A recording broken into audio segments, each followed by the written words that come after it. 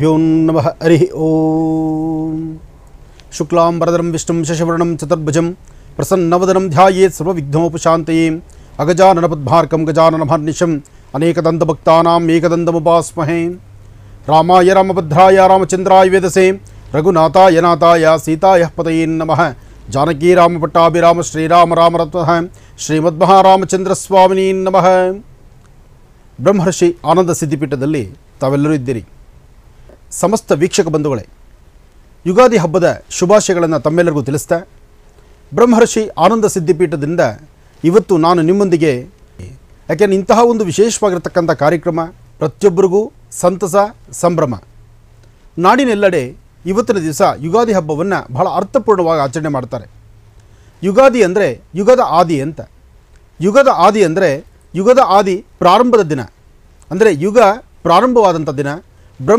ಪ್ರತಿಯೊಂದು ಬ್ರಹ್ಮನ ಕಲ್ಪನೆಗಳಲ್ಲಿ ಈ ಸೃಷ್ಟಿ ಸ್ಥಿತಿ ಲಯ ಎಲ್ಲವೂ ಬಹಳ ವಿಶೇಷವಾಗಿರ್ತಕ್ಕಂಥದ್ದು. ಬ್ರಹ್ಮ ಹೊಸ ಪರಿಚಯವನ್ನು, ಹೊಸದಾದಂಥ ಲೆಕ್ಕವನ್ನು ಬರೀತಕ್ಕಂಥ ದಿನ. ಒಟ್ಟಾರೆ ಹೇಳಬೇಕಂದ್ರೆ ಯುಗಾದಿ ಯುಗದ ಆದಿ, ಯುಗಕ್ಕೆ ಆದಿ ಅಂದರೆ ಪ್ರಾರಂಭದ ದಿನ. ಈ ಶುಭ ಮುಹೂರ್ತದಲ್ಲಿ ತಮ್ಮೆಲ್ಲರಿಗೂ ಶುಭಾಶಯಗಳು. ಸಮಸ್ತ ವೀಕ್ಷಕ ಬಂಧುಗಳಿಗೂ ಹಾಗೂ ಎಲ್ಲ ಸಿಬ್ಬಂದಿ ವರ್ಗಕ್ಕೂ ಸಹಿತ ಯುಗಾದಿ ಹಬ್ಬದ ಶುಭಾಶಯಗಳನ್ನು ಹೇಳ್ತಾ, ಯುಗಾದಿ ಆಚರಣೆ ನಮ್ಮ ಭಾರತ ದೇಶದಲ್ಲಿ ಬಹಳ ಅರ್ಥಪೂರ್ಣವಾಗಿದೆ. ಯುಗಾದಿಯ ಸಂಭ್ರಮ ಎಲ್ಲ ಕಡೆ ಮನೆ ಮಾಡಿದೆ. ಆದರೆ ಈ ವರ್ಷದ ಯುಗಾದಿ ಒಂದಿಷ್ಟು ಜನಕ್ಕೆ ಕಣ್ಣೀರು ತರಿಸಿದೆ. ಆದರೂ ಯುಗಾದಿಗೂ ಹಿಂದೆ ಶುರುವಾದಂತಹ ಈ ಸಮಸ್ಯೆಗಳು ಯುಗಾದಿ ಆದ ನಂತರ ಬರ್ತಕ್ಕಂತಹ ಇನ್ನು ಮುಂಬರ್ತಕ್ಕಂಥ ದಿನಗಳಲ್ಲಿ ಆದಷ್ಟು ಈ ಸಮಸ್ಯೆಗಳಿಗೊಂದು ತಿಲಾಂಜಲಿ ಇಡೋಣ. ಯುಗಾದಿ ಆದ ನಂತರ ಬರ್ತಕ್ಕಂತಹ ಒಂದೊಂದು ದಿನವೂ ಸಹಿತ ಅರ್ಥಪೂರ್ಣವಾಗಿರಲಿ. ಸೃಷ್ಟಿ ಸ್ಥಿತಿ ಲಯ ಎಲ್ಲವೂ ಸಹಿತ ಅವನ ಅಧೀನ. ಹಾಗಾಗಿ ಸಮಸ್ಯೆ ಬರಲಿ, ಸುಖ ಸಂತೋಷ ಇರಲಿ, ಎಲ್ಲಕ್ಕೂ ನೀನೇ ತಂದೆ ಕಾರಣ ಅಂತ ಹೇಳಬೇಕು. ವೆಂಕಟೇಶೋ ವಾಸುದೇವೋ ಪ್ರದ್ಯುಮ್ನೋ ಅವಿತವಿಕ್ರಮಃ ಸಂಕರ್ಷಣ ಅನಿರುದ್ಧಶ್ಚ ಶೇಷಾದ್ರಿ ಪತಿರೇವಚ. ಗೋವಿಂದ ಗೋವಿಂದ. ಆ ಗೋವಿಂದನ ನಾಮಸ್ಮರಣೆ ಒಂದು ಬಿಟ್ಟರೆ ಮತ್ತೇನು ಗೊತ್ತು ನಮಗೆ. ಅದರಿಂದ ನಾವು ಸಾಧ್ಯವಾದಷ್ಟು ಪ್ರತಿಯೊಬ್ಬರು ಸಹಿತ ಈ ಸೃಷ್ಟಿನಲ್ಲಿ ವಾಸ ಮಾಡ್ತಕ್ಕಂಥ ಪ್ರತಿಯೊಬ್ಬರು ಒಂದು ಅಗೋಚರವಾಗಿರ್ತಕ್ಕಂಥ ಶಕ್ತಿ ಇದೆ ಅಂತ ನಂಬಿರ್ತಕ್ಕಂಥವ್ರು ನಾವು. ಜೊತೆಗೆ ಹೊಸ ವರ್ಷ ಯುಗಾದಿ, ಹೊಸ ವರ್ಷ. ಈ ಹೊಸ ವರ್ಷ ಹೊಸತನ್ನು ತರ್ತಕ್ಕಂಥದ್ದು.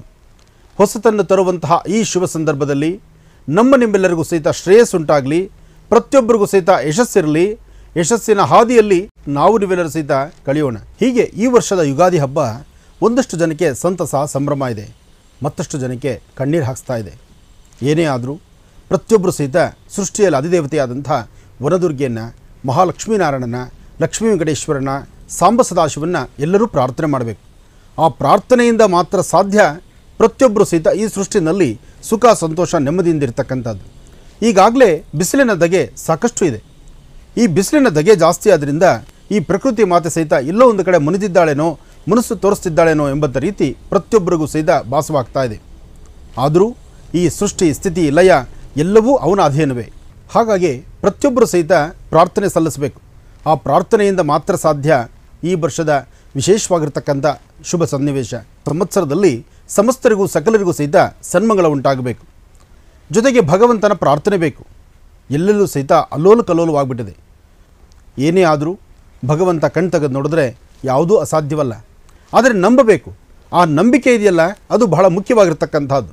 ನಂಬಿದ್ರೆ ಯಾವತ್ತೂ ಕೈ ಬಿಡೋದಿಲ್ಲ ಭಗವಂತ. ಅದರಿಂದ ಸೃಷ್ಟಿ ಸ್ಥಿತಿ ಲಯ ಪ್ರತಿಯೊಬ್ಬರು ಸಹಿತ ಅವನ ಅಧೀನದಲ್ಲಿ ನಾವಿದ್ದೇವೆ. ಈ ಸುಂದರವಾದಂಥ ಪ್ರಕೃತಿಯಲ್ಲೂ ಸಹಿತ ಪ್ರಕೃತಿಯಲ್ಲಿರ್ತಕ್ಕಂಥ ಜಲಚರಗಳು, ಪ್ರಾಣಿ ಪಕ್ಷಿಗಳು, ದನಕರುಗಳು ಎಲ್ಲರೂ ಸಹಿತ ಸರಿಸಮಾನವಾದಂಥ ಬದುಕನ್ನು ಸಾಗಿಸಬೇಕು. ಬರೀ ನಮ್ಮೊಬ್ಬರ ಬದುಕು ಸಾಲದು, ನಾವೊಬ್ಬರು ಬದುಕಿದ್ರೆ ಸಾಲದು. ಈ ಸೃಷ್ಟಿಯಲ್ಲಿರ್ತಕ್ಕಂಥ ಪ್ರತಿಯೊಬ್ಬರು ಬದುಕಬೇಕು. ಆ ಪ್ರತಿಯೊಬ್ಬರು, ಪ್ರತಿಯೊಂದು ಜೀವರಾಶಿಗಳು ಸಹಿತ ಬದುಕಲಿಕ್ಕಾಗಿ ಆ ಮನುಷ್ಯನ ಮನುಷ್ಯತ್ವದ ಗುಣ ಬೇಕು. ಅದಕ್ಕಾಗಿ ಈ ಒಂದು ಹೊಸ ವರ್ಷದ ಶುಭ ಸನ್ನಿವೇಶದಲ್ಲಿ ಪ್ರತಿಯೊಬ್ಬರು ಸಹಿತ ಅರ್ಥ ಮಾಡಿಕೊಂಡು ಇನ್ನು ಮುಂದೆ ಬರ್ತಕ್ಕಂಥ ದಿನಗಳಲ್ಲಾದರೂ ಹಾಕುವ ಪ್ರತಿಯೊಂದು ಹೆಜ್ಜೆಯು ಸಹಿತ ಜೋಪಾನ ಇರಬೇಕು. ನಮ್ಮಂತೆ ಪ್ರಾಣಿ ಪಕ್ಷಿಗಳು, ದನಕರುಗಳು ಸಹಿತ ಬದುಕಲಿ ಎಂಬತಕ್ಕಂಥ ಮನಸ್ಸು ಸಂಕಲ್ಪ ಇರಬೇಕು. ಯುಗಾದಿ ಹಬ್ಬದ ಶುಭಾಶಯಗಳನ್ನು ತಮ್ಮೆಲ್ಲರಿಗೂ ತಿಳಿಸ್ತಾ, ಇನ್ನು ಆಯವ್ಯಯಗಳ ಬಗ್ಗೆ, ಲಾಭ ನಷ್ಟಗಳ ಬಗ್ಗೆ, ಆದಾಯ ವ್ಯಯಗಳ ಬಗ್ಗೆ ಅದ್ರ ಬಗ್ಗೆನೂ ತಿಳ್ಕೊಳ್ಬೇಕಲ್ವ. ಇಲ್ಲಿ ಚೆನ್ನಾಗಿ ಅರ್ಥ ಮಾಡ್ಕೊಳ್ಳಿ. ನಿಮ್ಮ ಲಾಭ ನಷ್ಟ, ನಿಮ್ಮ ಸಂಪಾದನೆ ಎಷ್ಟು, ನಿಮ್ಮ ಸುಖ ದುಃಖ ಏನು, ನಿಮ್ಮ ಕಷ್ಟ ಕಾರ್ಪಣ್ಯಗಳೇನು ಎಂಬತಕ್ಕಂಥದ್ದನ್ನು ಈ ಭಾಗದಲ್ಲೇ ತಿಳ್ಕೊಳ್ಳುವಂಥದ್ದು. ಹಾಗಾಗಿ ಇವತ್ತು ಬಹಳ ಅದೃಷ್ಟವೇ ಸರಿ. ಹೊಸ ವರ್ಷ, ಹೊಸತನ, ಎಲ್ಲೆಲ್ಲೂ ಸಹಿತ ಹಚ್ಚ ಹಸಿರು. ಈ ಹಚ್ಚ ಹಸಿರಿರ್ತಕ್ಕಂಥ ಈ ಶುಭ ದಿನ, ಯಾಕೆಂದರೆ ವಸಂತ ಕಾಲ, ವಸಂತಕಾಲ, ಹೊಸ ಚಿಗುರನ್ನು ನೋಡ್ತಕ್ಕಂಥದ್ದು. ಈ ಸುಂದರವಾದಂಥ ಪ್ರಕೃತಿಯಲ್ಲಿ ಹೊಸ ವರ್ಷ ಯುಗಾದಿ. ಯುಗಾದಿ ಅಂದರೆ ಯುಗದ ಆದಿ. ನೋಡಿ, ಈ ಪ್ರಕೃತಿ ಮಾತ ಸಹಿತ ನಮ್ಮ ಹಿಂದುತ್ವದಲ್ಲಿ ಭಾರತೀಯ ಹಿಂದೂ ಸನಾತನ ಧರ್ಮಕ್ಕೆ ಎಷ್ಟು ಒಗ್ಗೊಂಡಿದೆ ಅಂತಕ್ಕಂಥದ್ದು. ಅಂದರೆ ಹಿಂದುತ್ವಕ್ಕೆ ಸಂಬಂಧಪಟ್ಟದ್ದು, ಧರ್ಮ, ಸಂಸ್ಕೃತಿ, ಸಂಪ್ರದಾಯಕ್ಕೆ ಸಂಬಂಧಪಟ್ಟಂಥ ಈ ಒಂದು ತಾತ್ಪರ್ಯ ವಿಶೇಷವಾಗಿರ್ತಕ್ಕಂಥ ಅಂಶ ಈ ಪ್ರಕೃತಿಯ ಮಡಿಲಲ್ಲಿದೆ. ಇದೇ ಹೊಸ ವರ್ಷ ಅಂದರೆ ಸಾಕಷ್ಟು ಜನ ತಿಳ್ಕೊಳ್ಳೋದೇನಪ್ಪ ಅಂದರೆ ಜನವರಿ 1ನೇ ತಾರೀಕು ಬಂತು ಅಂದರೆ ಮಧ್ಯರಾತ್ರಿ ಅವ್ರದ್ದೇ ಆದಂಥ ಸ್ವಂತ ಒಂದು ಖುಷಿ ಮೇಲೆ ಹೊಸ ವರ್ಷವನ್ನು ಆಚರಣೆ ಮಾಡ್ತೀರಿ. ಅದೆಲ್ಲ ಹೊಸ ವರ್ಷ. ಹೊಸ ವರ್ಷ ಹೊಸತನವನ್ನು ತರ್ತಕ್ಕಂಥದ್ದು, ಹೊಸ ಚಿಗುರನ್ನು ಕಾಣುವಂಥದ್ದು. ಈ ಪ್ರಕೃತಿ ಮಾತೆಯ ಮಡಿಲಲ್ಲಿ ಪ್ರಕೃತಿ ನಮಗೆ ತೋರಿಸುವಂಥ ಈ ಹಚ್ಚ ಹಸಿರಿನ ಈ ಶುಭ ಸನ್ನಿವೇಶದಲ್ಲಿ ಹೊಸ ವರ್ಷವನ್ನು ಆಚರಣೆ ಮಾಡುವಂಥದ್ದು. ಇದು ನಮ್ಮ ಸಂಪ್ರದಾಯ, ಇದು ನಮ್ಮ ಪದ್ಧತಿ. ಅದಕ್ಕಾಗಿ ಹೊಸ ವರ್ಷ ಜನವರಿ ಇರ್ತಕ್ಕಂಥದ್ದು. ಯಾಕೆಂದರೆ ನಾವೆಲ್ಲವನ್ನೂ ಸಹಿತ ಸ್ವಾಗತಿಸ್ತೀವಿ, ಎಲ್ಲವನ್ನೂ ಆರಾಧಿಸ್ತೀವಿ, ಎಲ್ಲರನ್ನೂ ಪ್ರೀತಿಸ್ತೀವಿ, ಎಲ್ಲ ವರ್ಗದ ಎಲ್ಲ ಧರ್ಮದ ಜನಗಳನ್ನು ಸಹಿತ ಬಾಚಿ ತಬ್ಕೊಳ್ತೀವಿ. ಆದರೆ ನಮ್ಮ ಭಾರತೀಯ ಸಂಸ್ಕೃತಿ ಹಿಂದೂ ಸನಾತನ ಧರ್ಮದಲ್ಲಿ ಸಾಕಷ್ಟು ವಿಶೇಷತೆ ಇದೆ. ಆ ಯುಗದ ಆದಿ ಬಂದಾಗ, ಯುಗಾದಿ ಇವತ್ತು ಪ್ರಾರಂಭ. ನೀವು ಎಲ್ಲಿಂದೆಲ್ಲಿ ಕಣ್ಣಾಯಿಸಿದ್ರು ಸಹಿತ ಈ ಪ್ರಕೃತಿ ಮಾತೆ ಸಹಿತ ಈ ಹಬ್ಬವನ್ನು ಆಚರಿಸ್ತಾ ಇದ್ದಾಳೆ. ಹಚ್ಚ ಹಸಿರು ನೋಡ್ತಿದ್ದೀವಿ, ಸುಂದರವಾದಂಥ ಪದಾರ್ಥಗಳನ್ನು ನೋಡ್ತಿದ್ದೀವಿ. ಎಲ್ಲೆಂದೆಲ್ಲಿ ನೋಡಿದ್ರು ಸಹಿತ ಗಿಣಿಗಳಿಂದ ಹಿಡಿದು ಕೋಗಿಲೆ ತನಕ ತನ್ನ ಸ್ವರ ಮಾಧುರ್ಯವನ್ನು ಅಚ್ಚುಕಟ್ಟಾಗಿ ಹೇಳುವಂಥ ರೀತಿ ಇದೆ. ಇಷ್ಟೆಲ್ಲ ವೈಶಿಷ್ಟ್ಯತೆ ಇರತಕ್ಕಂಥ ಯುಗಾದಿ ಹಬ್ಬ ಎಷ್ಟು ಅರ್ಥಪೂರ್ಣ. ಹಾಗೆ ಯುಗಾದಿ ಹಬ್ಬದಲ್ಲಿ ಆಚರಿಸುವಂತಹದ್ದು ಮನೆಯಲ್ಲಿ ದೇವತಾರ್ಚನೆ, ಜೊತೆಗೆ ಮನೆಗೆ ಸಣ್ಣ ಮಕ್ಕಳಿಂದ ಹಿಡಿದು ವಯಸ್ಸಾಗಿರ್ತಕ್ಕಂಥ ವೃದ್ಧರವರೆಗೂ ಪ್ರತಿಯೊಬ್ಬರು ಸಹಿತ ತಲೆಗೆ ಎಣ್ಣೆ ನೀರು ಸ್ನಾನ ಮಾಡುವಂತಹದ್ದು. ಇವತ್ತು ಮೈತುಂಬ ಎಣ್ಣೆ ಹಚ್ಕೊಂಡು ಸ್ನಾನ ಮಾಡ್ತಾರೆ. ಯುಗಾದಿ ಹಬ್ಬ ಬಂತು ಅಂದರೆ ಸಡಗರ ಸಂಭ್ರಮದಿಂದ ಇರ್ತಾರೆ. ಎಂತಹ ಕಡುಬಡವಾದರೂ ಸಹಿತ ತನ್ನ ಮಕ್ಕಳನ್ನು ತನ್ನ ಮನೆಯಲ್ಲೇ ಇಟ್ಕೊಳ್ಬೇಕು ಅಂತ ಅಪೇಕ್ಷೆ ಪಡ್ತಾನೆ. ಹಾಗೆ ನಾವು ನೀವೆಲ್ಲರೂ ಸಹಿತ ಇತ್ತೀಚಿನ ದಿನಗಳಲ್ಲಿ ಯಾವುದೇ ಒಂದು ಹಬ್ಬ ಹರಿದಿನ ಅಂತ ಬಂದರೂ ಮನೇಲಿರ್ತಕ್ಕಂಥ ತಾಯಂದರು ಅಂದರೆ ನೀವು ಅಡುಗೆ ಮನೆಯಲ್ಲಿ ಮಾಡೋದಿಲ್ಲ, ಎಲ್ಲೋ ಮಾಡಿರ್ತಕ್ಕಂಥ ಅಡುಗೆಗೆ ಸಾಲುಗಟ್ಟಿ ಊಟಕ್ಕೆ ಹೋಗ್ತೀವಿ. ಅದು ಮಹಾಪರಾಧ. ಹಬ್ಬ ಅಂತ ಬಂದಾಗ ಮನೇಲಿ ದೇವರು ನಮಗೇನು ಶಕ್ತಿ ಕೊಡ್ತಾನೋ ಕೊಟ್ಟಂಥ ಶಕ್ತಿಯನ್ನು ಲಕ್ಷಣವಾಗಿ ಅಡುಗೆ ಮಾಡಿ ಮನೆ ಮಂದಿ ಎಲ್ಲರೂ ಸಹಿತ ಸಾಮೂಹಿಕವಾಗಿ ಕೂತು ಊಟ ಮಾಡಿದಾಗ ಆಗ ಸಿಗುವಂಥ ಸಂತೋಷ ಇದೆಯಲ್ಲ, ಹಬ್ಬ ಅದು ಹೇಳ್ತಿರ್ದು. ಆದಿತ್ಯಾದಿ ನವಗ್ರಹದ ಪ್ರಾರ್ಥನೆ ಮಾಡಿ, ನಮಃ ಸೂರ್ಯಾಯ ಚಂದ್ರಾಯ ಮಂಗಳಾಯ ಬುಧಾಯ ಚ ಗುರು ಶುಕ್ರ ಶನಿಭ್ಯಶ್ಚಾರಾಹವೇ ಕೇತುವೆ ನಮಃ. ಆದಿತ್ಯಾದಿ ನವಗ್ರಹಗಳ ಪ್ರಾರ್ಥನೆ, ಗಣಪತಿ ಆರಾಧನೆ, ನಿಮ್ಮ ಕುಲದೇವತಾ ಪ್ರಾರ್ಥನೆ. ಮನೆಯಲ್ಲಿ ಪಂಚಾಂಗವನ್ನಿಟ್ಟು ಪೂಜೆ ಮಾಡ್ತಿದ್ರೆ ಒಮ್ಮೆ ನಿಮ್ಮ ಎರಡೂ ಹಸ್ತಗಳನ್ನು ಪಂಚಾಂಗದ ಮೇಲಿಟ್ಟು ಪ್ರಾರ್ಥನೆ ಮಾಡಿ.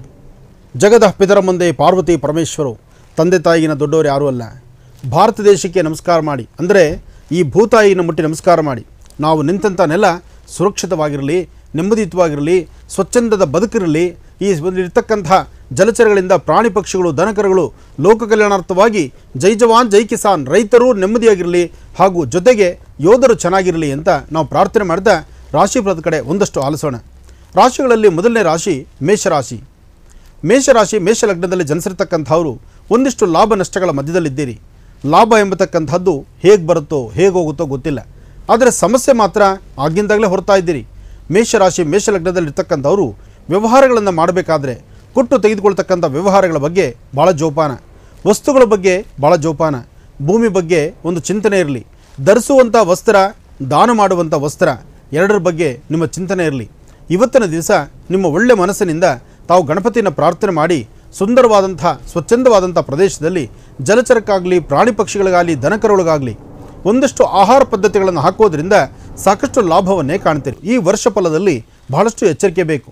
ಮಾಡದಿರತಕ್ಕಂಥ ತಪ್ಪು ಒಪ್ಪುಗಳನ್ನು ತಲೆ ಮೇಲೆ ಹಾಕ್ಕೊಳ್ತೀರಿ. ಆರ್ಥಿಕ ಸಂಕಷ್ಟಕ್ಕೆ ಒಳಗಾಗ್ತೀರಿ. ವಸ್ತುಗಳನ್ನು ಕಳ್ಕೊಳ್ತೀರಿ.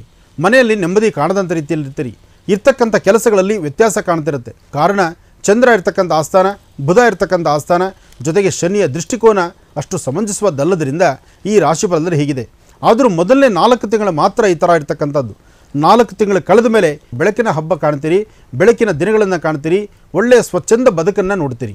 ಆದರೂ ಭೂಮಿಗೆ ಸಂಬಂಧಪಟ್ಟ ವಿಚಾರದಲ್ಲಿ ಒಂದಷ್ಟು ಎಚ್ಚರಿಕೆ ಆಗಿರಿ. ಮೋಸ ಮಾಡ್ತಕ್ಕಂಥವರು ಸಾಕಷ್ಟು ಜನ ಆದ್ದರಿಂದ ಎಚ್ಚರಿಕೆ ಆಗಿರಬೇಕಾದ್ದು ನಿಮ್ಮ ಧರ್ಮ. ಒಳ್ಳೆಯದಾಗಲಿ.